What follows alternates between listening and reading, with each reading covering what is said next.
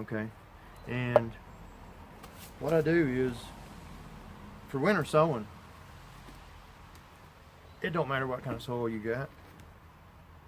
I mean, you don't want anything that's got weeds all in it, but you don't have to run to one of the big box stores and buy you some Miracle Grow potting mix or any stuff like that. You know, me personally, I take anything I can get my hands on. I have even went out to the raised beds and scooped up some from there and put them in one of my jugs or bottles, and just so I could winter sow. But today, I used to grow flowers, and today I'm taking some of my soil that was left over from them, and I'm gonna go ahead and I'm gonna fill up this container, this whole bottle.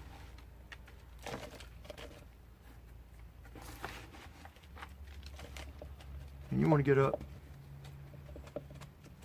probably within a ½ inch of the top. Press it down real good. And I have a very strange but effective way of germinating my plants indoors. I've been an industrial electrician for 31 years, and I go through a lot of electrical tape. Well, I save all of my little plastic containers, and what I do is I decide that I'm going to germinate some type of a tomato or whatever. I go ahead and mark it on the lid, and this one right here just happens to be a real small heirloom tomato. It's called Stupichka. It is a 2-inch red tomato that originated from Czechoslovakia. You know, there's nothing special about the flavor, but days to maturity after plant transplanting is 48 days. It is the fastest maturing tomato that I know of in existence. You know, before I located this one, the early girl was my earliest tomato. It was 52 days to maturity from transplant. Here I found this one and it's 48, so I tried it. You know, it turned out well. I mean, it's just a real small, good tomato. It wasn't special. You know, you're not going to put it on a sandwich or anything, but it's spelled like Stupis, S-T-U-P-I-C-E, but it's actually called Stupichka. I guess that's going to be like a Russian origin. But I take my little containers right here, set it on a paper towel, take me a pen and I'll mark around the outside, and I'll cut that out, and that little bitty piece of paper towel, I'll set it inside, and I'll drip a few drops of water on it, and it'll just soak up throughout the entire piece of paper. And then I'll sprinkle my seeds all over it, maybe 10-15 seeds, and I'll put the lid on it.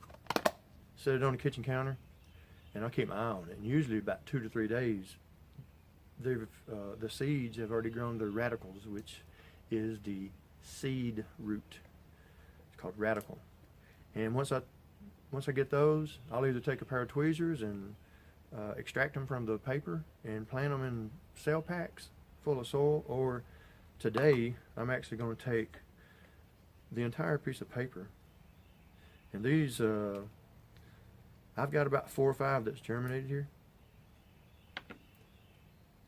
and they're in this piece of paper. And what I'm going to do is I'm just going to lay them, paper and all, in this container right here, and I'm going to take some soil and put on top of it and press it down real good, even it off, level it off, I would say.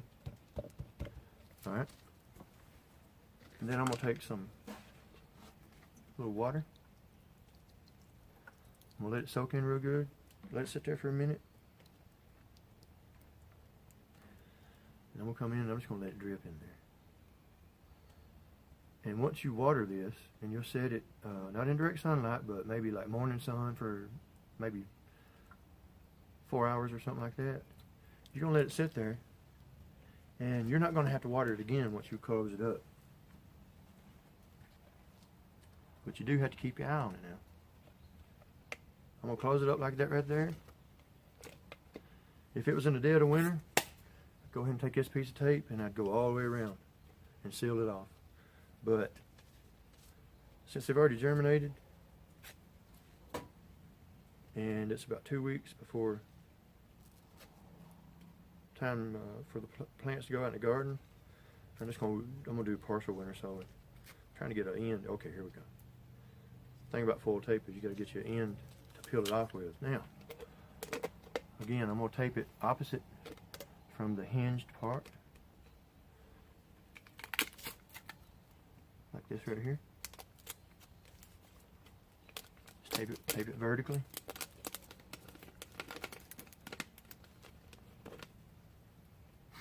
And I'm gonna set that in a location, like I said, that gets, hopefully gets morning sun, but you don't want no more than about 3 to 4 hours of sun.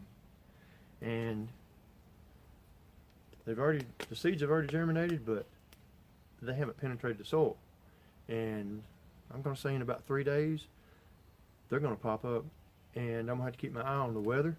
I know that this next week there's gonna be some cold temperatures, maybe about 30 to 33 degrees at night.